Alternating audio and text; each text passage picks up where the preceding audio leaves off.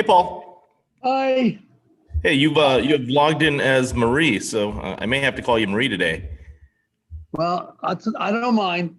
She's better looking than I am, so that's okay. Maybe a little bit, but let's see. I think she may be joining us as well. So I'm just going to say next every time I want a slide advance. It'll be usually an animation, one step on the slide. Yeah, and I know we have a lot of slides to make it through, so just let me know. And we have your polls loaded as well. We're also live right now, so people are still filing in, but people can see us. So And they can hear us. they can hear us too. Yeah, so we are live. Okay, good. Well, hello, everybody. Everybody. So just on the video, it's a pretty long video. I'm not going to use, so I'll just say next slide, okay? Yeah, do you want me to start the video from the beginning, or do you want me to start it in the middle Start somewhere? from the beginning. Start from the beginning. Yeah, that should be great. I think we have, we need to move at a pace of maybe 2 or 3 slides a minute based on the slide count. Yeah, well, I'm prepared to not finish. Okay. I just kind of, I always have that problem. You always have the bonus content, so that's great. And let's see, do I have a time here? Yeah, we start officially in about 10 minutes, but we can probably just chit chat. No, but I'm talking about, do I know what time it is? Oh, yeah. My watch up here. My watch, unfortunately, is 35 minutes fast. How do you like that that's a heuristic, because I forget that it's 35 minutes fast. And so I get to things a little early, which is good. So that's intentional? Yes. Oh, that's Hi. Hey, Marie. Hi. The funny thing about it is that it's always 30 minutes fast. So you'd think that I just would get used to it. But when things are rushing, I don't notice, I don't remember that it's 30 minutes fast. So that is way more buffer than I would build. I'd build in maybe like 5 or 6 minutes. You build in a full 35. Yeah, well, I mean, I've tried various things. I'm not sure what the right buffer is. 5 or 6 is good. Well, the best thing, which I've invented, but no one has done it, is you have a buffer. Your clock is between 0 and say 10 minutes fast, and you don't know what. So you have to assume it's 10 minutes, right? So that's a great idea. Yeah. But that is a creative idea. No one's produced that yet. You'd have to do it with someone's phone at this point, basically. What? You'd have to do it with someone's phone at this point, because most people use that as their clock these days. Yeah, but there are ways to do these things. But in any event, one finds little ways to make one's life a little more livable. So I'm looking right now at a couple of house finches on the bird feeder. Right, I'm on the 19th floor of a condo, but I have a little bird feeder on my balcony, and I love to watch the birds. Paul, are you still in New York City, or are you back in Philly? Right now in Philadelphia. This is my Philadelphia month. Okay. But it's basically, you wouldn't know where I was. I mean, I'm looking out the window. I can see Philadelphia. I can see the airport, so I can see a lot. But basically, I'm in an apartment in New York or an apartment in Philadelphia. That's my life. I walk out to the store once in a while, and Zabar's. I don't know if you know. It's one of New York's great food stores. It's 2 blocks from my partner's house, so that's very nice. And I can walk to markets and where I live, and one of the best bakeries in America is about 6 blocks from me. Wow, which one is that, Paul? It's a great bakery. They make great bread, and also there's a very good, high level food prep store that sells fancy things and nice prepared food, and that's also a walk. So, life is okay. And I ate last night at an Indian restaurant in the street. It was pretty good. 3 blocks from my house. Yeah. Yeah, so, Paul, if I could ask, is there a way you can, Marie, is Paul coming in through loud and clear for you, or do I sound louder than he does? You definitely sound louder. Is there any way you can get a little bit closer to the mic, Paul? Or yeah, I'll get it closer to the screen too, of course. You'll have a bigger head. Bigger head's okay. I can also check my mic, just a minute. I I can do that. That's one of the things I know how to do. One of the 8 things I know how to do. I thought I knew how to do it. I don't see my top. Nope, I don't know how to. This is not my normal computer. My normal computer blanches my face. It has a very high setting on the camera, and no one knows how to adjust it. So, Yeah, the lighting looks good today. Looks great. Yeah, it looks great. I'm on a different computer than I usually. I was going to use my partner's. She's got 2 laptops here, but we're loaded with laptops. You know, life is a pile of laptops. Paul, I was curious how your book is coming. Oh, not well, because I keep having other things to do. Like, for example, this, or tomorrow your interview is due. And, and I have other things I do. I have students. So it's always the thing I'm going to do after I do what I have to do today. And it turns out that when I get to that point, it's night time. Yeah. So, unfortunate. Yeah.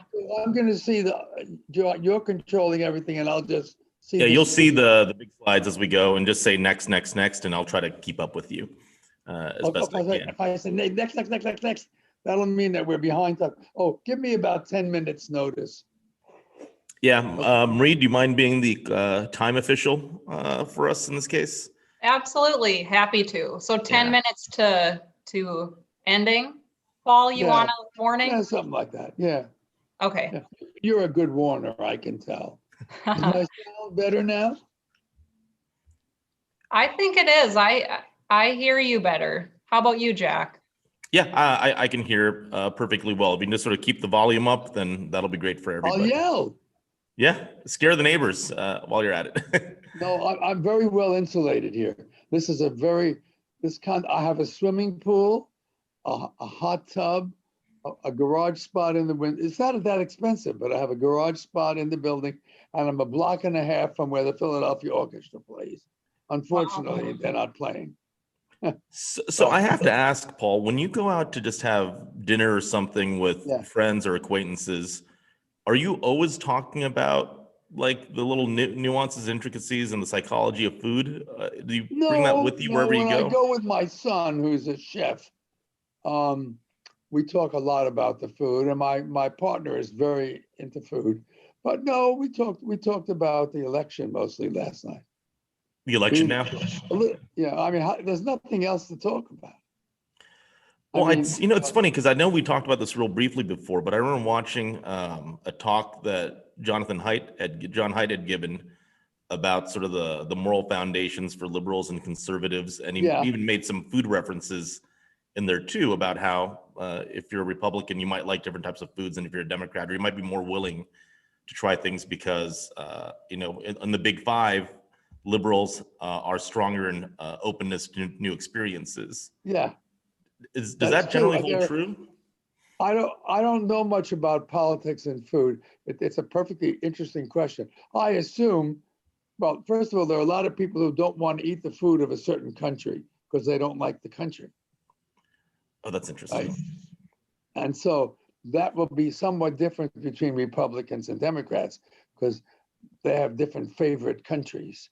And that changes, by the way. That's changed over the last 5 years. So Germany is a favorite country of liberals right now, and not of conservatives. But that wasn't true 10 years ago. Some things don't change, and China has gone all over the place.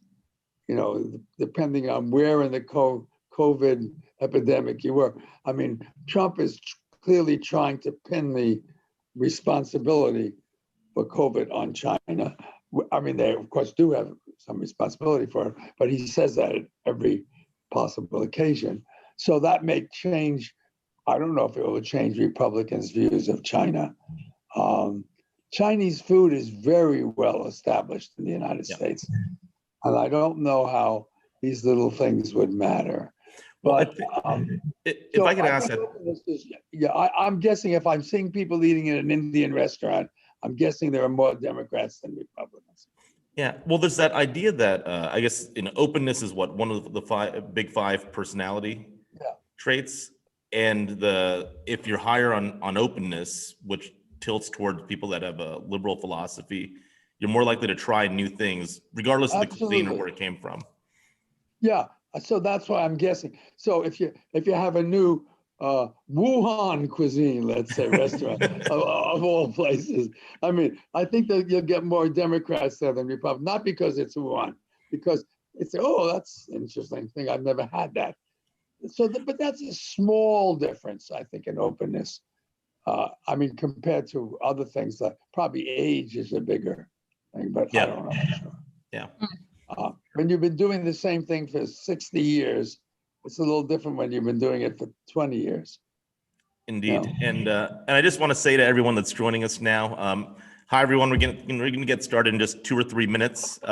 You're on live with us and Dr. Paul Rosen. I'm Jack with Datassential, and we're joined by Marie Moldy as well. And as I always say, these sessions are really just as much about the content as they are the interactions between all of you as well. It's a chance for the industry to come together. So please use that chat. Let us know where you're clicking in from. And we're going to have a chance to speak with the preeminent person in the area of food psychology today. If you have questions you would like answered, maybe throw them out in chat. Otherwise, just give each other a big hello and tell us what you're all having for lunch. And we will get started officially in just a couple of minutes. I will be here. I'll be glad to stay after 2 if people want to converse. Yeah, I always say, and I will introduce you as such, Paul, that you're the most interesting person in food. And I really do believe that. I feel like we could just go on talking forever. Well, you know, that's a personal opinion. But anyway, I'm flattered. Paul, what did you have for lunch? You're out there on the East Coast. Actually, believe it or not, I haven't had lunch because I forgot, because I was setting up all this stuff, and I was going to have, I hate to tell you this, a little bit of the Baskin and Robbins Cherry Garcia ice cream, because it's about the fastest thing I can eat that I like. I mean, I have other things in the refrigerator, but they have to be heated up or something. So you don't have to heat up ice cream, as far as I know. Yeah, I like that. I did have a question. I have some more exotic flavors in there. You know, in recent years, we've seen more sort of sweet and savory flavors be combined into the same dish. I mean, it didn't happen that much many years ago. But then I think virtually as long as I can remember, anytime you have a lunch or dinner or some savory thing, you're usually drinking a sweet beverage along with it and washing down your savory food with something sweet in your mouth at the same time. You're saying usually meaning American. American, sorry, Yeah. American. Europeans yes, having a burger and washing it down with a soda. Wouldn't be drinking soda during their meal, most of them. Yeah, But, no, that's right. But that does, look, you eat things which you take a bite of, let's say, potato, my fresh round potato, and you take a drink of Coke right after it. Now, if you mix the potato and the Coke on your plate and made them into a mash, you'd be offended. Right, but that's what's in your mouth. That's what I'm saying. We're doing it anyways. Potato. So what is the psychology behind that? Why does it sound weird on a plate, but it's okay in your mouth? Well, it's a fascinating thing because people, it's just a different category of existence. What's in your mouth is you're abandoning the visuals of what's in your mouth. People aren't thinking of what it looks like in their mouth. Fortunately for them. Right. So, you know, the mouth is a mishmash. It's just a mash of stuff, and it's unappetizing. In fact, it's disgusting. And if somebody spits a little out while they're talking, everyone gets really upset. But that same stuff was just on their plate and nobody minded it. Right. So you're absolutely right. And people put in their mouth a milkshake and a hamburger. Most people don't like to mix those two things, but they're eating them at McDonald's. They're eating a hamburger, they take a little milkshake. It's interesting you said that, Jack, because that has struck me many times. And it's about related to our flavor project. It's about the mouth object. What's in your mouth has a very special quality. And for example, you suspend all appearance.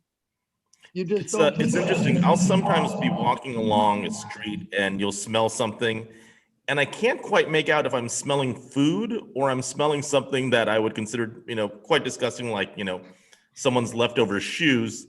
But if I Yeah. frame my mind around it being food, I go, ooh, that smells pretty good. But I'm actually not quite sure. I mean, it's such a fine line, right? Well, there's a little demonstration you can give. You take a piece of let's say animal feces in a bottle that people can't see, and a piece of stinky cheese in another bottle. And you say, I want you to tell me how these things smell.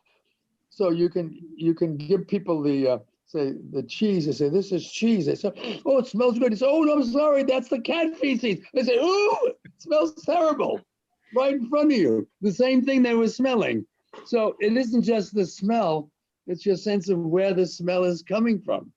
And you can't tell smelly cheese from all kinds of very offensive things just by pure smell. So I think there's a lesson there for restaurants and other places on how to frame a smell or a taste to sort of prime the consumer before they actually experience the smell or taste. Right? Yeah, well, another thing that's happened to me that's related to the flavor project, we're doing a flavor project, everybody in the audience, is that if you walk into a restaurant and they've been cleaning it, so there's some sort of smell of disinfectant a little bit, you may not like that smell, but it really doesn't interfere with your eating, because the smell coming from the food, which is coming either right in front of you or from your mouth, doesn't mix with that other smell. You don't say the food smells like detergent, the food tastes like detergent. Now, why don't you say that? I don't know. It's why do we like sweet scents in candles and cleaning products, but we don't like savory scents? Why don't we want steak, like a steak odor when you go into a restroom, but we like lemon and stuff like that? Oh, you would hate to have a steak odor in a restroom, right? I mean, in fact, a lot of people would hate to have a steak odor at breakfast. They just would put I don't eat breakfast. I eat what I ate for dinner. I mean, I don't like breakfast foods particularly. So sometimes if I'm with other people, I don't normally, not only with them when I eat breakfast, they get offended by what I might order. I'll try to order what's in the restaurant menu for the regular. I just got Simply Smarter on my screen. I figured you gave us the perfect segue to officially get started, Paul. Okay. We are live. We have folks, a lot of folks in already. Hey, everybody. Again, use that chat. Let us know where you're clicking in from. And when you do, make sure you choose all panelists and attendees, and you can share what's going on in your world with lots and lots of other people from around the food system, whether you manufacturers, distributors, chain restaurants, retailers, everybody in that value chain. And we really do want to continue this great community that we have here. I'm joined today by Marie Moldy and also Dr. Paul Rosen, who I'll introduce in just a moment. He's going to give a really interesting talk today, and I'm going to basically learn as we go. So I'll be one of you, essentially. And before we get there, we did have a couple of obligatory pieces of content. One is that there's always new reports about the status of COVID and the food industry, and in particular food service, that we're posting regularly. There's brand new content there for you as well at datassential.com/coronavirus. And as always, this has been made completely free of charge to the industry so we could continue recovering as quickly as humanly possible. So with that, there's two main stats that we like to track, and we've been asked a lot about. Here's the latest on that. I'm going to spend literally just a few seconds. So the question about whether people are very concerned about coronavirus, we're sort of in that stable state, holding at about 53% versus late September. That's sort of what we predicted last time, that unless something really dramatic happens, we're probably sort of in a semi-stable region for now. So I think a lot of this is going to be driven by news and what the media ends up covering, or other events that just happen in the world. But for now, I'd imagine we'll stay in that 50% range, certainly below the high peak that we hit in early April, and certainly a decline from that secondary peak we achieved a couple of months ago. But I would expect us to be in that 50% range for a little while until something happens in the world.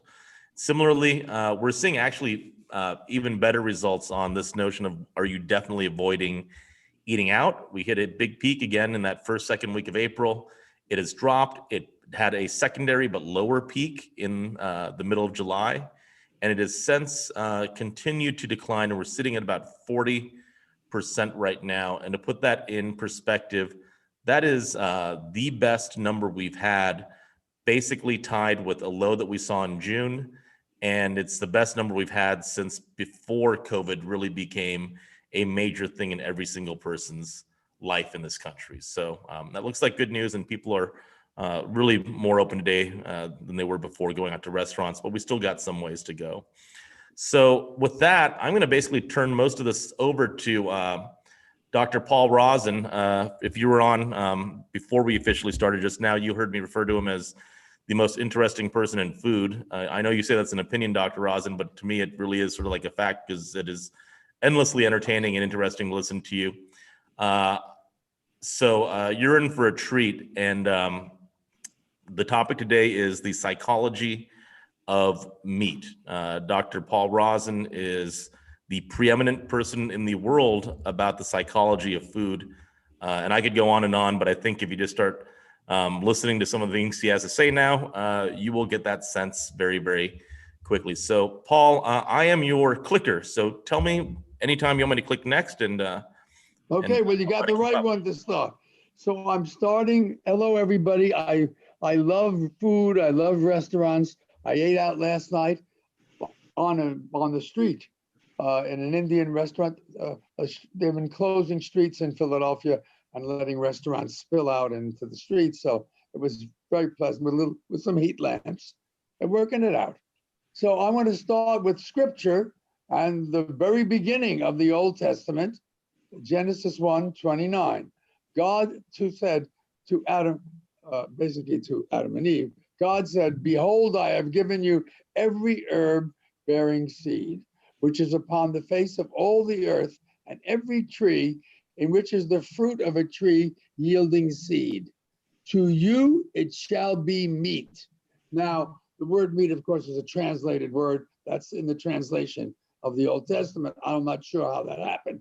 But my point is to point out to you that, in case you have never thought of this, Adam and Eve were vegans.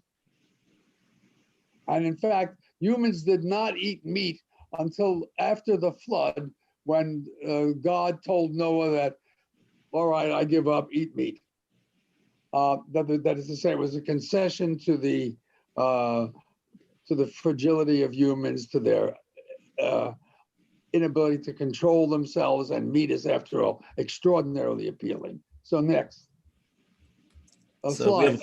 So we're going to start with the poll, and I want to ask you, do you think of fish as a kind of meat? The answer is yes or no. So we have lots of votes coming in very, very quickly. We'll give this one another 15 seconds, and we're way past a statistically relevant sample.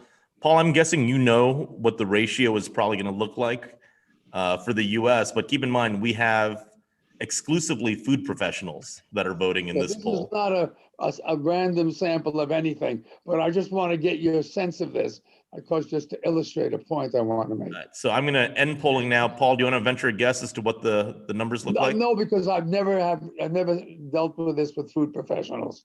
All right, your guess is as good as mine. Here we go. 69% say yes. 69. You can save this, right, Jack? So I can look at it. Yeah, I'll share this with you later. 69% yes, 31% no. So most of you think fish is meat. Now, what's interesting about this next slide is that, well, that should be animated, but maybe you can't. All right, well, don't worry about it.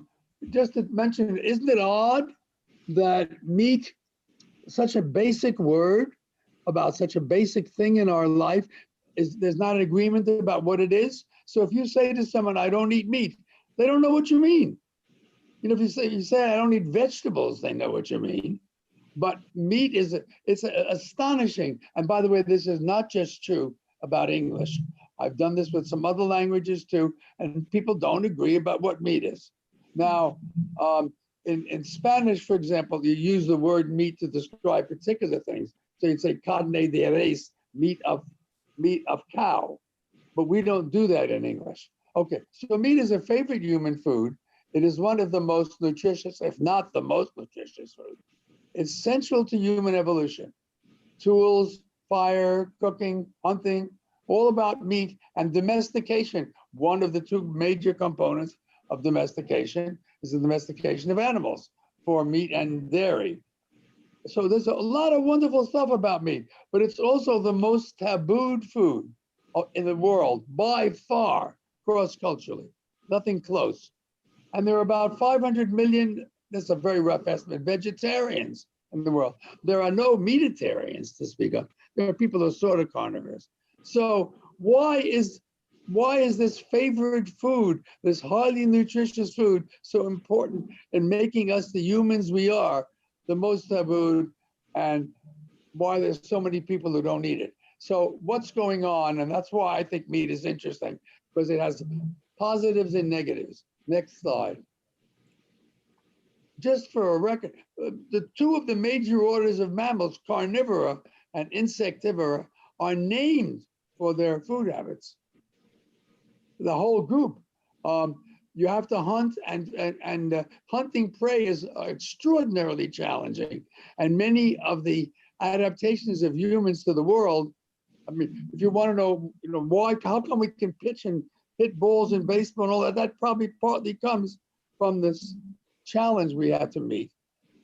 So I just want to point out how important meat is in our history, our prehistory before domestication. Next slide. So here's a question I've asked people. Assume that you are alone on a desert island for 1 year and you can have water and one other food. Pick the food that you think would be best for your health. Never mind what food you would like. Select the food you would pick from the list below. And there's the list: corn, alfalfa sprouts, hot dogs, spinach, peaches, banana. Are we having a poll on this? We do. Yes. So I'd like you to pick the food that you would survive best on for a year on an island with water. It's actually a lot of fun to watch these numbers come in real time. I don't see that. I have God mode privileges, so I can actually God see mode this is, happening. but you're a CEO, right? I mean, you get God mode. Something like that, but I can You see also all the things coming in, which is very entertaining. And Yeah. most people have voted at this point. So Okay. I'm going to give everyone 5 more seconds. 4, 3, 2, 1. End polling. Paul, do you want to venture any guesses as to what came up number 1? Well, from the data I have, bananas. Look at that. But you're food professionals, so that You're may not be true. Okay. Yeah. All I right. could not imagine a diet of spinach and water. That seems. Well, we're talking about nutrition, basically, about staying alive. Yeah. So bananas are first, spinach are second. On the next slide, I'll show you our results from this question, which I find very striking. Next slide, please.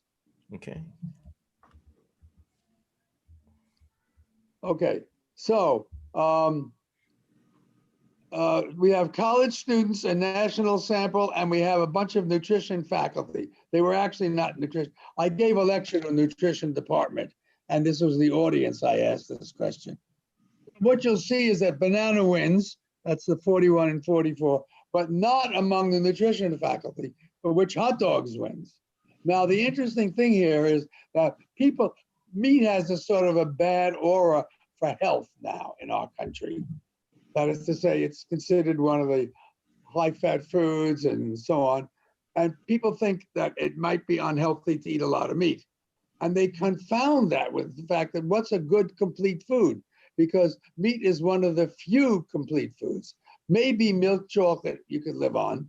And that was the second choice of the food of the nutrition people. I would have said it was hot dogs. I'm not sure you could live on hot dogs alone for a year, but you'd have a shot at it. You certainly wouldn't for any of those vegetables up at the top or fruits. Not a chance. You wouldn't get an adequate protein. Okay, so let's go to the next slide. Meat is a complete food, and it's biochemically like humans, because animals are very similar to humans. So their flesh is like our flesh. Their nutritional needs are like our nutritional needs. But for the same reason that animals are chemically like humans, they're also the source of the pathogen, most of the pathogens that attack humans, because those pathogens can live in animals and they can live in humans. Most of them can't live in bananas. Okay, so the plus as it goes with them. So this is my standard slide, which some of you may have seen in a previous lecture I gave. But this is my view of the mouth side view of eating. That is, from your mouth looking out, food is coming in. That happens to be a piece of cucumber. And the question is, should I put that in my mouth? Big issue. And one of the reasons that it's a big issue, of course, it could be toxic, it could be beneficial, could taste good, taste bad.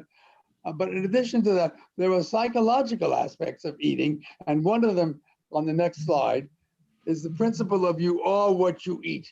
A widely held view in traditional cultures that you take on the properties of what you eat. And we did a study to show this in American college students, sophisticated people. They read about a particular culture we made up. The Chandorans are the native inhabitants of the Chandor Islands. We give them a bunch of information about the Chandorans. And the particular critical part is we say diet and habits. The Chandorans are primarily hunters and fishers. Half the people who read that then read wild boar and various kinds of fish constitute their main foods. In addition, they hunt marine turtles for its shell, but do not eat it. So they wild boar eaters, turtle hunters. The other half, they don't know this as a special part. They just read this whole thing. It's not highlighted like this. The other half reads marine turtle and various kinds of fish constitute their main foods. In addition, they hunt wild boar for its tusks, but do not eat it. So both groups hunt boar and turtle, but only one group eats only turtle, the other group only boar. And then we ask them, what do you think about these people? You know, now that you've read a couple of paragraphs, and we put in the questions, they had to rate how much they were this way or that way. And we put in there some boar characteristics and some turtle characteristics. Next slide. So we find that the boar eaters are more loud and outspoken versus the turtle eaters, which are more quiet and shy. The boar eaters are more good runners, but the turtle eaters are more good swimmers. And the boar eaters are more likely to be bearded, and the turtle eaters have no facial hair. So you see that these are people who don't think that you actually, when you eat boar, become bearded. They don't have that view. They understand that when you eat something, it gets broken down into its basic elements, and you couldn't tell whether your glycine was from a pig or from a turtle, right, in your gut. But at some deep level, they believe that there's some way that the property of what you eat is transmitted to who you are. And we'll get back to this when we think that we get to the idea that people who eat meat are more animal-like in some way. Okay? So I think this is one of the ideas that people have these deep, unacknowledged views. In traditional culture, people acknowledge this. They'll say, oh yeah, you eat this, you become like that. Okay, next slide. Now let's look at, I think meat is a prototype of ambivalence. It has positives. It may be the favorite food of humans. I guess chocolate, well, around the world, it wouldn't be a problem because much of the world doesn't like chocolate, but that's just because they haven't had a chance to eat good chocolate yet. So it's a favorite food. It's nutritionally complete. It has a very appealing texture and taste. And it's a favorable, I'm calling it a metaphor, meaning metaphor. So you say, I'll get to the meat of the paper. And that means the good part of the paper, right? So meat is used in that way positively. Now we get to the negatives. It's the most tabooed food cross-culturally. It's costly. It's hard to obtain and produce. In American culture, it is believed that a high meat diet is unhealthy over the long run. Now, incidentally, people don't realize that a low meat diet is perfectly fine, even by those standards. It involves mistreating and killing animals, and it is now bad for a new aim of culture sustainability because it's relatively costly to the environment. So you have all these positives, all these negatives. Next. And it has its own basic emotion. Now there's another emotion of pleasure, of course, which is very much associated with eating meat, but that's not unique to meat. We use pleasure in general. But we have an emotion called disgust, which is originally about food. The emotion originated as food. The word disgust means bad taste. It centers on meat. Almost all disgusting foods are of animal origin. It's amazing. This is almost entirely true. So if somebody says asparagus is disgusting to me, it's rare that they would say that. But if you do a quick test, if you touch asparagus to a favorite food, will you eat the favorite food? And the answer is yes. But if you touch anything disgusting to a favorite food, say a cockroach or kind of meat that you think is disgusting, then people won't eat it. So you very rarely find something that isn't meat that it has the power to contaminate another food. And of course, there are people who believe that disgust originated, it's not certain, as a motion to keep us away from pathogens. And since meat is the principal source of food pathogens, they think that's why meat has been so tied to disgust. That's not certain. Next slide. Just to show you, these are markets, and this is a market in Sri Lanka. These people are obviously not worried about reminding you that the meat that they're selling comes from an animal, right? Very clear. Next slide. This is a Pennsylvania Dutch butcher in Lancaster, Pennsylvania, and you can see that they have all sorts of food that many Americans would find disgusting, like smoked pig feet, and there's rabbit over there at the top labeled, but it's not hitting you in the face the way it does in the Sri Lankan market. And next slide, this is a typical American supermarket. You wouldn't know those are animals. We disguise animals when we sell them. We break the link between an animal and the food we're eating that we call meat. And I think a little kid of 4 years old going through the market wouldn't know, I've never done this, that those things are actually pieces of animals. And we do that for a reason, because people don't feel comfortable eating animals, but they love meat. Okay, next slide. This is a graph I made up. This is not real data. And this has to do with delicious to disgusting scale, right? 0 is disgusting, 100 is delicious. And we're looking at different animals there. So for Americans, cows, pigs, lamb, well, lamb not always, but cows and pigs are very delicious. Whereas goats, giraffes, all kinds of things, including wolf and the bats, are really disgusting. So if you think about it, most animal food is disgusting to Americans and to many people in the world, though.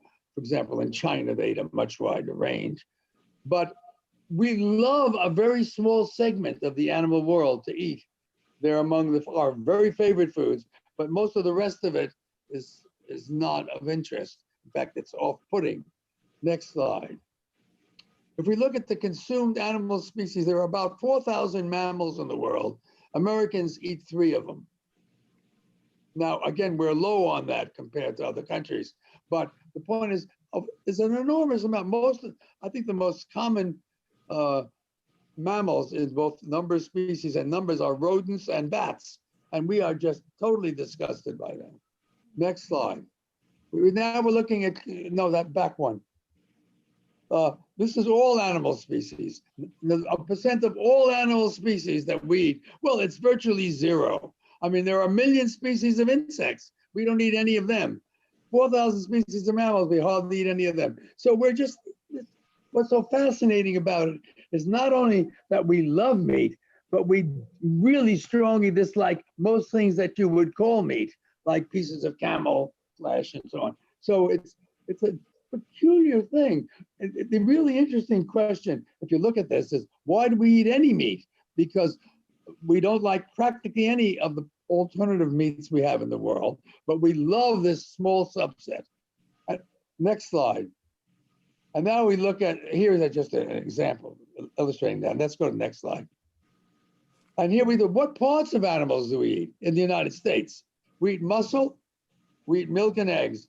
We don't eat cartilage, we don't eat bones, skin, nails, hair, eyes, kidneys, stomach, liver. We don't eat blood, we don't eat brain and heart. Now, some small percentage of Americans do, and many more French and even many, many more Chinese do. But look at this peculiar thing of all this animal food that we could eat, all nutritious, all probably would taste good if you didn't know what it was. So my guess is if you ate bat meat but didn't know it was bat, you might like it. As soon as you heard it was bat, you say, oh, terrible. So this is a very peculiar thing. So there's a very delicate line between what we love, like even say cow, and what we dislike strongly. In America, even goat. Okay, next slide. So I'm going to talk about some work on meat. This was done with Matthew Ruby, who's now a faculty member in Australia, and 4 other students. Notice one's a vegan, one's a vegetarian, one's a really big meat eater, and one is a former vegetarian. Okay, let's look at the world picture now.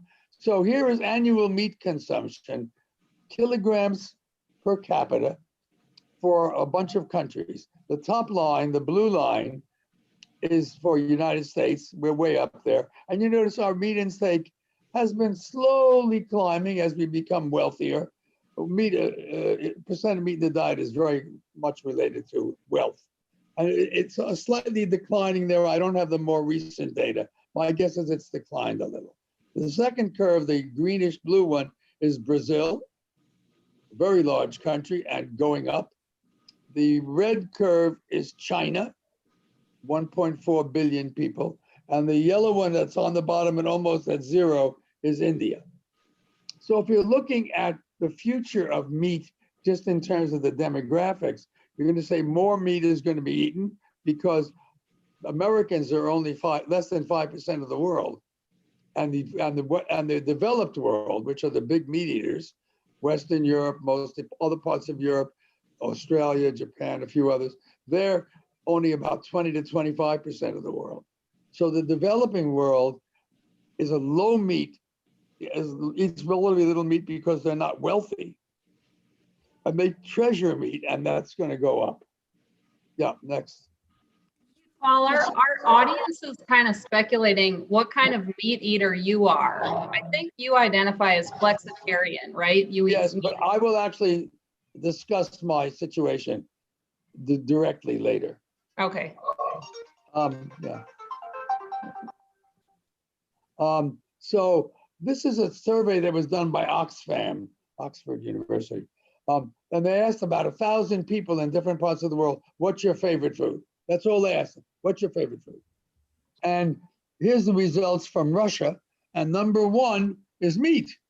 The red squares mean it's a meat product. Number 1 was meat, number 6 was chicken, and number 13 was kebab. So they're right up there, big meat eating country. There's a lot of countries in this survey. I'm just going to show you a few. And of course they say, okay, the second one is USA. Number 1 is pizza, by the way, by far, you'll notice 15%. Pizza is the favorite food of the United States, without any question. But steak is 2, chicken is 3, burger is 8, beef is 15, and I don't see sushi. Sushi is 10. I didn't mark it because that's, again, a question of whether you call sushi meat. But anyway, sushi is even 10. So we're a big meat eating country. Now we go to India, which is 1.3 billion people. And the only food of the top 15 that's meat is chicken. That's 7. And by the way, pizza even in India is 8, you'll notice. So this is a very interesting, they did this with about 15 countries. It's very interesting, you see. Okay, next slide. It is actually interesting, Paul. I don't know if this was just the way the survey was constructed, but in India, people say their favorite food is Indian food. Do they really think of Indian food as just being one distinct thing like that? Well, that's an interesting question. Yeah, why does somebody say Indian? That was true of the Mexicans too. Their favorite food was Mexican. So some people have a very distinct idea of their country's food. Now, India is very varied, as is Mexico by region, but there's a sense of Indian food, and they really mean their local food, local Indian food. But no one would say American Right. in the United States because we don't really know what that means. What is American food? Pizza is apparently the favorite food. Yep. So now let's talk about attitudes to meat by a number of important figures in history, all inclining to not eating it, okay? So Buddha says the eating of meat extinguishes the seed of great compassion. Notice the idea is that the eating itself, the destroying of animal life indirectly is, it harms your personality. Go ahead, next slide. Pythagoras says animals share with us the privilege of having a soul. For as long as men massacre animals, they will kill each other. So this is a you are what you eat sort of thing. And the idea is that, do you think that animals have souls? I think most people who eat meat don't think animals have souls because you're not destroying a soul then by eating meat. Okay, go ahead. Leonardo da Vinci, if man wants freedom, why keep birds and animals in cages? Truly man is the king of beasts, for his brutality exceeds them. We live by the death of others. We are burial places. I have since an early age abjured the use of meat. Now it's interesting that we don't have a lot of quotes to the opposite about how wonderful meat is because people who love meat don't feel it's necessary to say that because everyone around them loves meat. These are exceptional people who are arguing against the thrust of their culture to eat a lot of meat and to value. Albert Einstein, I have always eaten animal flesh with a somewhat guilty conscience. Nothing will benefit human health and increase chances of survival of life on Earth as the evolution of a vegetarian diet. Next. Adolf Hitler, this is the big surprise, but there's nothing I can predict. There's one thing I can predict to eaters of meat. The world of the future will be vegetarian. I'm a vegetarian and they must spare me from their meat. Hitler was not only a vegetarian, he was what we call a moral vegetarian. He thought it was immoral to kill animals and eat their meat. He didn't, of course, eat Jews, but he didn't think it was immoral to kill Jews and gypsies. But he did think it was immoral to kill animals. Next slide. Mohandas Gandhi. I do feel that spiritual progress does demand at some stage that we should cease to kill our fellow creatures for the satisfaction of our bodily wants. He, of course, is Hindu, and roughly half the vegetarians in the world are Hindus. Next slide. Venus Williams. She's a vegan because she knows how important a role a diet plays. So she's what we would call a health vegetarian, a vegan. It's not a moral thing for her. It's that her body will be better if she doesn't eat meat. Next slide. So there's an omnivore vegan continuum. We'll start with omnivore up there. We have what we'll call a conflicted omnivore. I'll tell you what that is in a moment. A reducitarian, also called a flexitarian, partial vegetarian, vegetarian, and vegan. So there's all these degrees of your relationship to meat. We could put up at the top carnivore, which would mean someone who eats almost only meat. And there are people like that, among others, the Inuits in Alaska and Canada. Next slide. So I want to ask you this question on the poll. I feel bad about eating meat. Yes or no?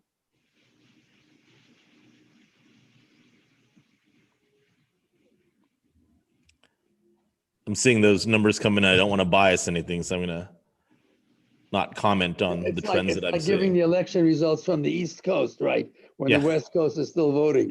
That's exactly right. Yeah. We should not Okay. do that, by the way. Everyone, any sensible person would say that we shouldn't give the East Coast results to the West Coast system. Yeah.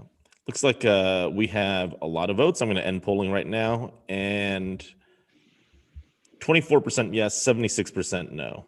Okay, so this is about what I expected in a non-food professional context. So there is a sense, a large sense. Most of these people who said yes eat meat. They just feel bad about it. Okay, so we have a scale called the conflicted omnivore scale, and here are the items. You get a score of agree or disagree. I feel bad about eating meat. You just did one. I think that eating meat is ethically acceptable. That's a reverse scored item. That is to say, it's the opposite of the First one. I am okay with how animals raised for food are killed. That's a reversed item. I am okay with how animals raised for food are treated. Reverse. I am concerned about the effects of meat production on the environment. I am concerned about the effect of meat consumption on my health.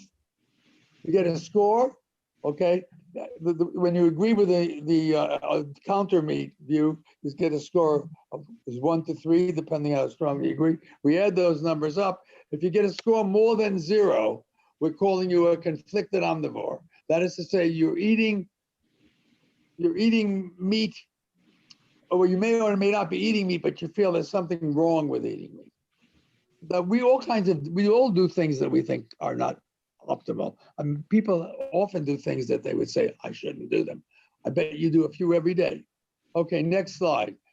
Here's our data from American adults. 21% of men, 35% of women score as conflicted omnivores. Now they include the vegetarians, of course, and they include the partial vegetarians. But most of these people are eating meat, but feeling bad about it. And they may be the mark of the future or not. We don't know if this number is growing or is stable or what. Next slide. So what would make people vegetarians? Well, some people don't like the taste of meat. They've never liked it. Very few. Some people have health concerns, and our culture has made a big deal about this. That is, eating a low saturated fat diet. I happen to personally think, I'm not a professional in this, that it's been exaggerated, but there are people who stay away from meat for purely health reasons. Then there are moral concerns, and there are 3 kinds. One is your religion forbids eating meat, and that's some aspects of, depending on your particular version of Hinduism and Buddhism, that would be very possible. Then there's compassionate reasons. That's an old reason. That was the reason that people were vegetarians in ancient Greece, that it's partly emotional. You don't like the thought of killing animals for human consumption. And then there's the environmental reasons, which are a new reason, and that has to do with, it's a more abstract idea that when you eat meat, the environment is taking a price because it's more expensive to generate calories and protein from meat than say from soybean. Because the animal eats the vegetables and the corn and then converts it. Now that's a complicated story. Most research in the field is on moral vegetarians because it's an interesting case where we really love meat, but there's many people, not all, obviously, 24% of you have some feeling it's not right. Now, some of you who think there's something bad about meat, I think it's because it's unhealthy. And that's a different kind of conflict than in the sense that it's immoral. Moral vegetarians are more likely to find meat disgusting. So if you look at moral versus health vegetarians, many people are both. But if you look at people who are one or the other, it's the moral vegetarians who don't want to eat the meat and they're put off by it. Most health vegetarians would say, I'd love to eat meat, but I can't. If they say tomorrow that meat is the best thing you can eat to not get COVID and maybe live longer for some reason, then they would just be delighted to eat meat. So there's a bunch of researchers working on this. Now, it's not a big topic. I've just mentioned their names down there. Okay, let's go on. So let's go back to this. This is a continuum. Most people gradually move from being an omnivore to a vegan, and many people move backwards. Many vegans give up and become vegetarians. It's hard to be vegan. And there are people who gave up being vegetarian. The general flow is to the right, down and to the right, but there is definitely backward movement. And no one has really studied how that happens. I had a vegan who was working with me who just gave in because he loved cheese too much. And he said, I can't do it. I remember it happened while he was working with me. Here is a sense, this is a very interesting plot. This is a German plot of the number of animals a typical German eats in their whole life. So 4 cows, about 4 sheep, bunch of gooses. I can't read what it says there. And then all those things at the bottom are chickens. There are pigs in the middle there. You can see them. Turkeys, quite a few turkeys. And look at all those chickens. So when you think about your relationship to meat, you think about what you've been doing for your whole life, and that's what you've been doing. Now, of course, people who are pro-vegetarian like to show this to people and say, look at all the animals you killed. But you could say you have various responses to that, including that we made those animals, so we have a right to kill them. That is, they're domesticated animals. Okay, next slide.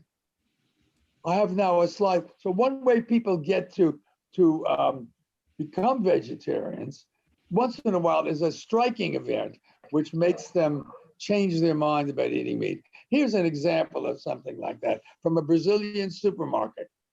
Can we look at that now? Yeah, let's play this.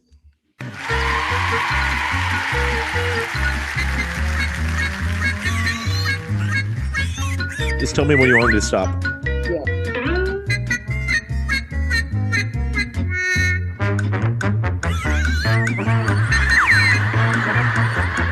Pois não, pois não. Linguiça? Linguiça aí, ó. Pode pegar, fique à vontade, escolha o tamanho que a senhora quiser. Perceba a delícia que é instantânea. É boa ou não é boa?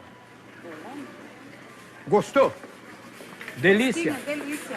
Aqui é o seguinte, é feito na hora. Se a senhora gostar, a senhora leva. E é promoção, quer ver? Ó. Ah, essa não saiu boa. Ó, essa não saiu boa. Mas está faltando carne aqui na máquina. Mas fica tranquilo que eu vou alimentar a máquina, tá bom? Tá bom. Oh, delícia. Vai lá. Essa daí é linguiça? Essa. Essa daí é linguiça assim? Meu Deus, Você não gosta de linguiça de porco? que colocou por exemplo? Essa aí que você estava comendo é a mãe. É linguiça. Quer ver? Ó. Essa que você comeu é a mãe dele. Ó. Tadinho, não faz isso. Ai, Ó, perfeito. Ó.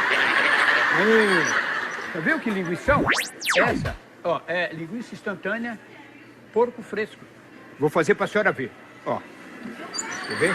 Ó. Hein? tá fraca essa linguiça. Não, acabou a carne. Vou abastecer. Você vai ver que delícia. Quer ver? É na hora. Fresquinha. Essa cara. Feita na hora. Não, dessa eu não Que quero, você- não. Não. Essa que a senhora não, comeu, não, ó, não. é a mãe, ó. Credo, por quê, dona?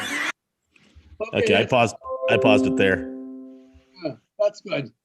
All right, so the people who study meat eating have developed what's called the carnism scale, which is the justifications people use for eating meat. It's natural, so there's a scale here. This is one question. It is only natural to eat meat. Necessary, human beings need to eat meat. Normal, it is normal to eat meat. Nice, meat is delicious. That's a pretty good set of reasons, and it's probably in the head of most meat eaters if you ask them. They haven't thought about it. Okay, next. Now, so how do you deal with this idea that eating animals is upsetting to people? Most people don't like to watch the killing of animals. By the way, people who live in rural settings, I've lived in one for a little while in research, are used to watching the killing of animals, and they're not upset by it. And they're not upset by eating a piece of an animal they just killed. But for people living in urban centers, well, in the markets in China and even in Europe, you'll see killing of animals, but we don't see that. So people support the four ends: nice, necessary, normal, and whatever the fourth one was about, nutritious. So you can deny the moral imperative. And one way you deal with that is you don't want it in your face. So you don't want to see that meat grinding machine in the Brazilian market. You don't go to slaughterhouses. You don't like it to see a side of animal. And America deals with that by not letting you see a side of pork. You don't see the animal from which that pork chop came. And another thing that people do is they dementalize eating animals.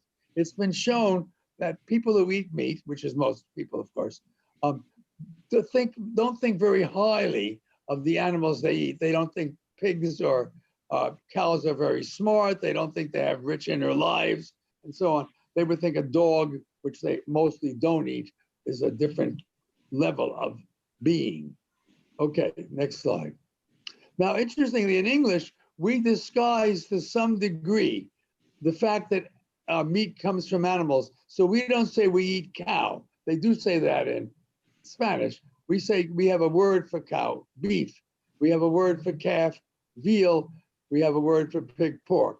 But we do say lamb, chicken, and fish. So we haven't done this completely, but we have those special words to separate some of our major meats from the animal from which they come. I remember my son, when he was about 5 or so, was sitting eating a piece of chicken, and he suddenly said, "That's a chicken." I mean, even though the name was there, he hadn't made the connection. Okay, next slide. So now we'll answer the question of the audience in a moment about what am I like.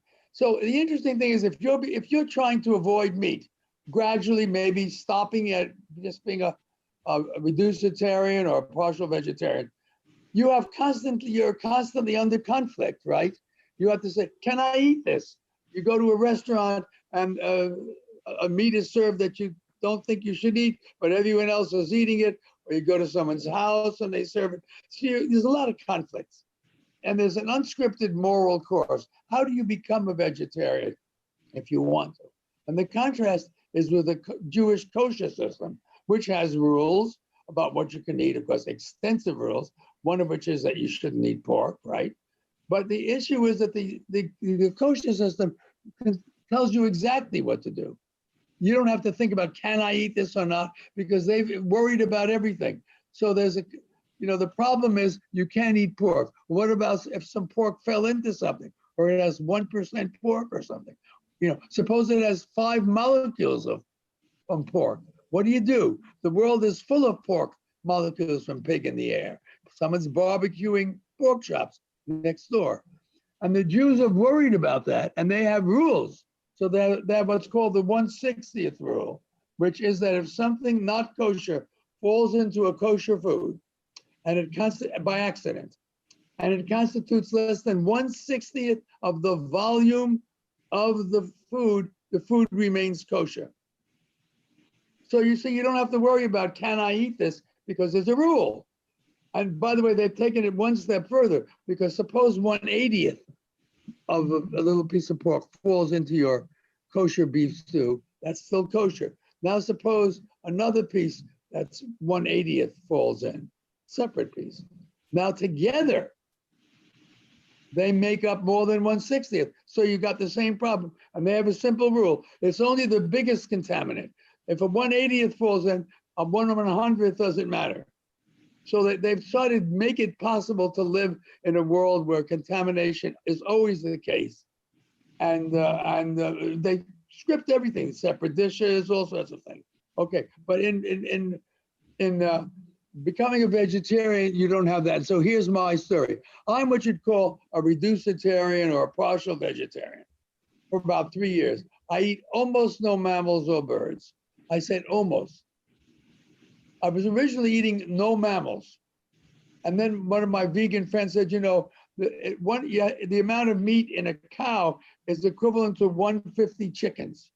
They said to me, do you think the life of 150 chickens is worth less than the life of a cow? And I had to say, no. So I ended up not eating birds. But then I stopped, and I've stopped there. For 3 years, I eat other things. So what you do is you make pre-commitments. You make rules, so every time you face food, you don't have to run through this, do I have to eat it? So just to give you a sense, here are my personal rules. I have no contamination concern. I don't worry when I go to a Chinese restaurant. If the stir-fry bowl that I ordered my stir-fry shrimp in was previously used to make beef, that doesn't bother me. I have exceptions. When I go to a very special restaurant and they have a very special dish, that's beef, that's meat, or that's fowl or mammal, I eat it. And if I'm fed as a guest, I eat it. If I go to someone's house and they serve beef, I'll eat it. Obviously, I don't find, unlike some of these many moral vegetarians, I don't find beef meat disgusting at all. I love it. And I won't participate in the killing of animals, but I will eat meat if I don't feel I'm killing an animal. So I'll eat roadkill, though I've never had the chance to do that. I will eat leftovers. If someone I'm with orders a hamburger and doesn't finish it, it's going in the garbage. I'll eat it because I don't have to, I'm not adding to the killing of meat. And I'll eat accessory parts. I'll eat part of an animal which is the animal isn't killed for. So I'll eat beef tongue, which I happen to like, for example, because no one kills the cow for the tongue. So I'm not bragging about this. This is just one person's attempt to live with a moral concern about killing animals, but also to love meat.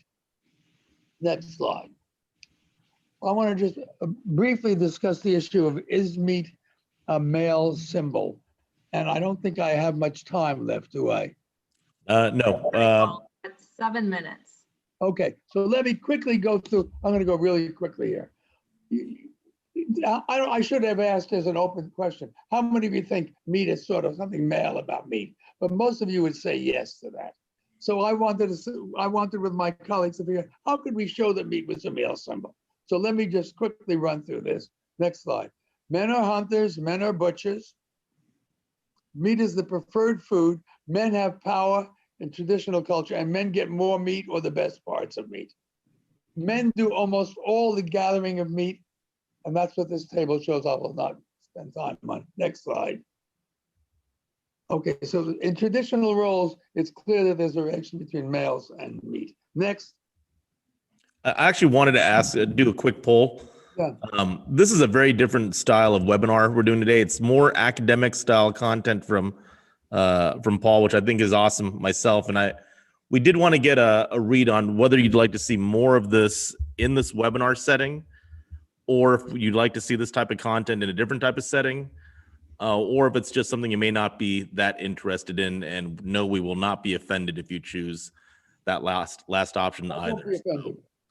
Do we want to have more of this in this webinar, more of this, but maybe in a different forum, or nah, this is just not so much for you. So we'll give it another 10, 15 seconds. I know, Paul, we were trying to figure out where the best place, because there's so much more of this that you have to offer beyond just the psychology of meat, where it should fit. And I'm going to end polling now because we have several hundred responses already. And here's where we are. So about 2/3 of us said, great, let's do it in this webinar. About a quarter said, let's find a different way to do this. And a handful said, not so much for me. So we'll probably continue to do this if that's okay with you, Paul, in this webinar format in the future, but we will figure that out. And I look forward to discussing it with you, by the way. yeah, absolutely. We'll figure that out. So, I mean, Paul had actually put together an entire syllabus, so to speak, of lots of different topics around the psychology of food. We thought the meat topic would be really interesting to kick off with and experiment with this to see if this would be a good forum to continue doing this in future episodes. But it looks like we'll probably go in that direction. But Paul, I'll figure out the details with you in the days ahead. Okay, sorry. Back to our regularly scheduled program. So, do males prefer meat more than females? Let me just tell you, the answer is yes. Let's move on. I present some data, but I won't bother you with it. Next slide. And then males like meat more. Next, are males less frequently vegetarians or red meat avoiders? The answer is yes. There are more vegetarian females, quite a bit more than males, cross-culturally, and also women avoid red meat more than men do. Let's just go past the data. Let's go right past the data. Okay, so now here's something that's a little different. There's something called the implicit associations test, which you may be interested in. It's an interesting way of getting people's feelings and associations that they may not recognize.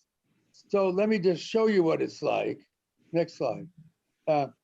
These are very big effects. So the idea is, I'll give you an example right away. You're going to get 20 seconds to do as many as possible. Next slide. I'm not going to ask you to do this. See these words here, you're exposed to them, you're only exposed to them when you're doing it. You hit with your left, you tap with your left finger if it's a flower or a good thing. The words are flowers, good, bad, and insects. If it's with your right finger, if it's an insect or a bad thing. So just going through this, daffodil would be left flower, good, excellent, left flower, good, terrible, right insect, bad, right. tulip, left flower good, cockroach, right insect bad, and so on. And you find out how many people can do, say, in 20 seconds. Okay, and it turns out that flower good is, you get many more words categorized as flower or good, and insect is bad, than flower as bad and insects as good, because there's something that relates flower and goodness in your mind. So we did that with the meat male link. So we had 3 meat words, there they are, pork, beef, sausage, 3 vegetable words, pea, corn, lettuce, 3 male words, John, David, Harry, 3 female words, Jane, Mary, Diane. So here's the task. Next slide. So you go left if it's meat female for this one, right if it's vegetable male. So John is right. Pork is left, right? Pea is right. Mary is left. Beef is left, and so on. The next slide shows the opposite version, meat male. So now it's P is right, Mary is right, John is left, pork is left, David is left, corn is right. Even just doing what I just did, you can see it's much easier to do this one. Yep. And in fact, it turns out that, next slide, most people get more words for meat male, vegetable female, than they have to categorize things as meat female, vegetable male. Next slide shows some data. So we had in our study, 25 people on average, 20 to 25 words in 20 seconds. If it was meat male, and only 19 if they did vegetable male. So that this is a measure that people aren't even aware of, that somehow in their mind, meat goes with male and vegetable with female. Finally, next slide, that supports the meat male link. And finally, we asked people just to rate how male things were, and on a scale. Next slide. We rated, they gave a bunch of foods, and they had to rate them as 0, not at all, to 10, extremely, and they have to rate the maleness and femaleness of each food. And next slide shows the data for meats, and you can see the red curve it's a 0 to 10 scale. The red curve is what the maleness rating, not by males. It's the male-female rating of how male that food is, and the green is how female it is. And you see for all the meats, male is rated, they're rated more male than female. It's not true for chicken, and it's not true for fish. And just for the record, for chocolate, it goes the other way. Chocolate is more female than male.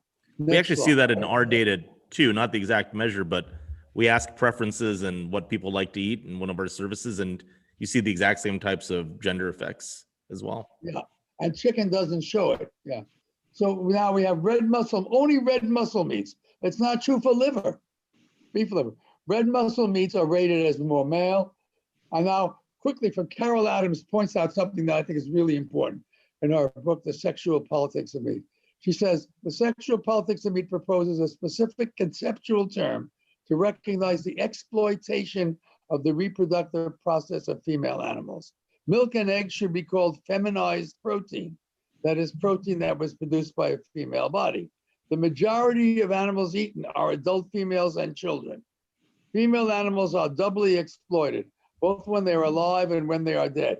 Now, I thought this was way over the top, but I thought it was an interesting idea that milk and eggs are really female. So we put that was in this last survey. Next slide. We found that, in fact, milk is rated about equally male and female.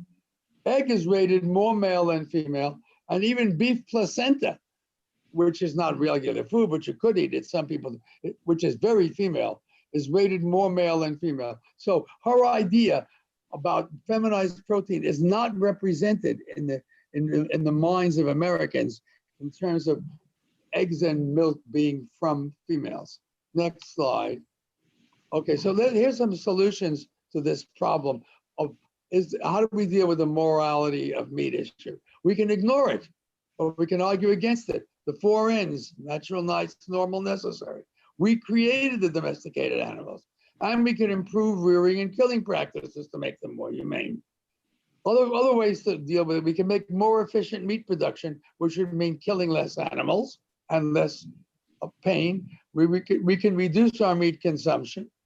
We can become vegetarians or partly vegetarians. We can eat meat substitutes, and that is a big thing. Impossible Burger and things of that sort, Beyond Meat, they are doing well, and they have the virtue that they taste sort of like meat. They don't taste quite like meat, but they're sort of like meat, and they're a little expensive now, but they will get cheaper.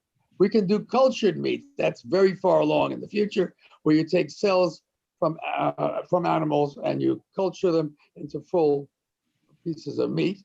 And we have one other option, which is to eat insects, which are animals, technically. And I just want to very briefly mention that. Let's go to, this is work done with the same Matthew Ruby and Chris Chan, who was an undergraduate major in anthropology and marketing. Insects have high quality protein. They have animal protein. They're safe to eat. They have an excellent plant-animal calorie conversion. They are much more efficient, much better for the environment that way. They're easy to farm. They don't use much land, of course. And there's less of a cruelty dilemma because people don't seem to mind killing insects, and you can kill them by cooling them. Greater than 1 billion people on Earth eat insects regularly. Little kids eat them.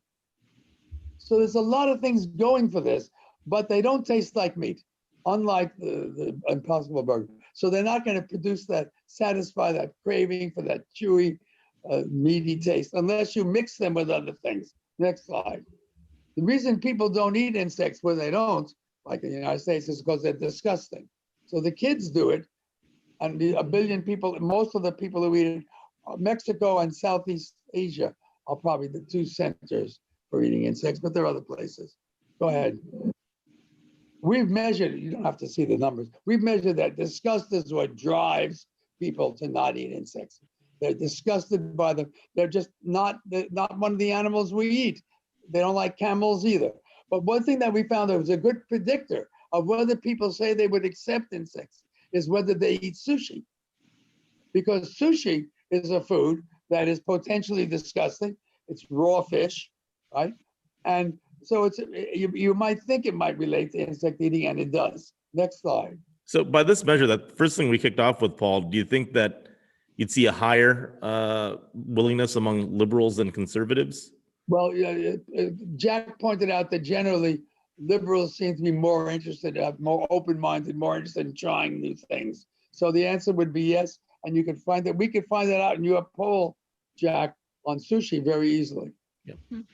I can tell you that it's people in their 20s and 30s who do most of the sushi eating. So people, disgust is a problem in many areas, not just in insects. But we know that people get used to disgust. They get used to disgusting things all the time. When you go to the theater, which we used to do, like we used to eat at restaurants, you're breathing the air of the person sitting next to you. That's pretty disgusting, but you get used to it.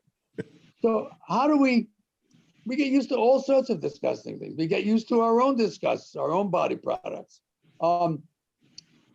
Here's some ways we could get insects more acceptable. We could put them in pet food, so your pet eats them. It gets you used to them. You could eat animals that are fed on insects. You do that now. Many fish are fed on insects, weird fish. You can make them cheap. Insects are now an expensive food because all the mass production that makes beef and other meats cheap hasn't been done with insects. We could also make them taste better by breeding them.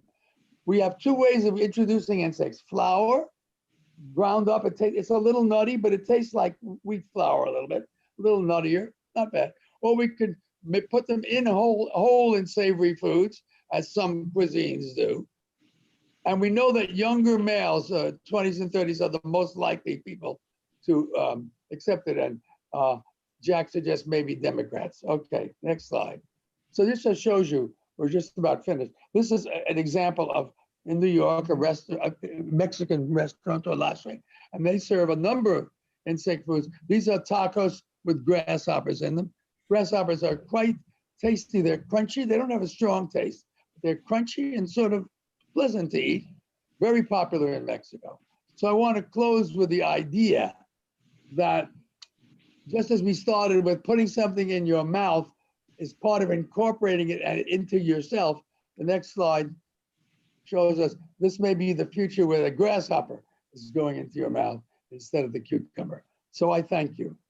Yeah, thanks for that, Paul. I think we got to find a way to get the legs off the insects, and that might be a little more Well, you could do palatable. that. You could get pulled leg insects. I mean, you can get anything you want. Hmm. People want it, they'll make it. That is an interesting job. Just pull those legs off all day long. And then Everyone, all the legs. thank- Someone's going to find a way to use the legs for something. yeah, That's what and thanks everyone for staying with us a little bit longer today. Just as a quick reminder, we'll have some more COVID-based content and maybe some election-related material in a couple of weeks at the same time, Thursday, 12 p.m. Central. And if you want to contact us and aren't already working with us, just email us at hello@datassential.com. Marie, Paul, seriously, thank you tremendously. Ask me the questions if there's time. Yeah, actually, we can do that. If anyone wants to stick around for an extra 3 or 4 minutes, Paul is able to answer any questions you might have just around food and psychology. Marie, I haven't been monitoring the chat. Is there anything that's come in that we could ask Paul to field? We have a lot of thank yous right now. People enjoyed the content. Paul, as always, let's see here. I am not seeing anything specific. Paul, I have a question though. I've seen the rise in the carnivore diet and in part because of the rise in autoimmune diseases in our country, that it's a solution for that. Have you heard about that at all? I've heard about the carnivore diet. I didn't know the link to the autoimmune disease. What is the link supposed to be? I guess that it's a possible treatment to help diseases like Hashimoto's or other autoimmune disorders. Well, you know, because they're very rare to have an allergy to animals. Yeah. And that's for the same reason that they house up the pathogens. They're like us, so we're much less likely to develop an allergy to them. Though once you can develop an allergy to yourself, you can certainly develop an allergy to cow. But Yeah. they're low allergy foods. And that's true of insects too. But though there is some allergy to insects, their insects are related to crustacea, to shellfish, to lobsters and crabs. And there are people who have allergies to lobster and crab, and they may have allergies to insects too. Mm-hmm. Yeah. So, Paul, I have a question as well, and maybe we could wrap up with this one. We found in our work pretty conclusively that the best way to get people to try a new taste or a new flavor, maybe a sauce or something from around the world or a spice, is to put it in a familiar application like a burger or a pizza or a taco, and that way the dish itself is not risky, right? You get to try something new, it's a little bit different, but the dish itself isn't risky. Would that principle apply to something like insects too? Do you try to put them in a familiar application? Oh yeah, if you want to eat insects in the United States, the best way to find them is in insect breakfast bars, which have 10% insect flour, and they taste like regular breakfast bars because insects don't have a strong taste. My departed wife, in her cookbook, the Flavor Principle cookbook, pointed out that most major cuisines have a flavor that they put on every food that they eat, every savory food. So in China, it would be soy sauce, ginger root, and perhaps rice wine. So if you want to make a food acceptable to Chinese, say potatoes, they don't eat much potatoes, you treat it like a Chinese food. You stir fry it and you put Chinese flavorings on it, and Chinese will eat it because it looks like my food. So that's the point you're making. And you can start with very low levels. So you can start with 1% insects or whatever it is that you're trying to get people to. You don't have to give them the whole thing right in their face. You can get them used to it. And if it's important to do that, now it isn't important to get people to eat insects in the United States because we have plenty of meat and we're pretty wealthy. It's in the developing world where they're short of protein that they can get this as a potentially source of where this comes up more is in water, because getting people to accept recycled water is a problem. That's water that goes right from sewage to pure water in a plant. People don't want to drink that water, even though it's better than their regular water. And so one way to get them to do it is to give them 1% recycled in regular water, or to mix it in the groundwater, and to sort of get them used to it. We know that after a few weeks of drinking it, they won't even think about it. It's getting them over that initial hump. And there are various tricks to do that. If you had to guess, do you think in the next 20 years, insects can become mainstream? I don't know, because they're competing, among other things, with substitute meats like Impossible Burgers, which are maybe ultimately more expensive, but they have the virtue that they taste like meat. Yep. So insects are more tasteable like potato chips than they. I mean, if they're fried up like that, like the walnut chip. So I never make predictions about the food world. I'm so often surprised by what people eat and what people do. I mean, I love Indian food, and Indian food has not made it in the United States. And I don't know why. I can't explain it. I can't explain why Thai food is very popular, but Vietnamese food isn't. We have many more Vietnamese than we have Thai in this country. And Vietnamese food is delicious. I don't understand any of this. You know, and the food industry, of course, doesn't. Most of their products fail. It's not that they're not smart. It's that it's extremely hard to predict what's going to catch on. That's Sushi. what we do. So I think Look we at will. sushi. Yeah, who would have predicted that sushi would be popular in the United States? There's a lot of really good Japanese food, yakitori, noodle dishes that would be a natural for Americans. So what do we like most? Raw fish. Who would have figured it? Can't predict it. Well, maybe you can. You can do a little better. No, and that's why you're in business. You can do better than other people, even though you're not going to be certain. You can. A little edge is worth a lot of money. Well, You know? sushi has a snob effect to it too, right? Yes. That is certainly helping It's still an upper class food, upper middle class food. Yeah. Well, it's expensive. With that, we are at time. Paul, thank you again. Marie, thank you again. Everyone, thanks for sticking with us. We got some great stuff coming up in 2 weeks, and we will see you then. And just as a reminder, this will be posted on YouTube, and you can find our previous webinars on YouTube as well. And if you need the slides from any of the previous webinars, they are attached to those YouTube videos for now. Just click on the More button where the description is, and you'll see a link to download the slides. In a couple of weeks, we'll have up a resources page on the Datassential site that will have an easier way to download all the previous webinars and slides and everything else you need. But you can also go there now and get all the different reports that we offer completely for free. And we say thank you again. Thanks, everybody. Thank you. Bye, Dr. Thank Rosen. you, Paul. Bye, Thank you, Paul. Jack. Bye, Marie. Bye, everyone. Bye. Okay.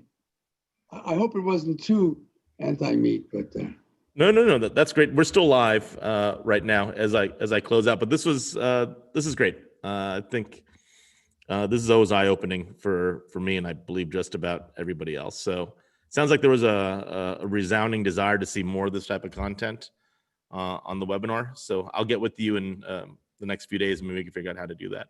well, I have two things to do with you. Besides that, I have to send in my expert interview by tomorrow, and then I also wanted to talk to someone there about the flavors. Yep. Survey. Let's do that. If we could do that offline, Paul, we're still live right now. So I'm going to close this out, and then we'll catch up very shortly. But thank you again. You are the best.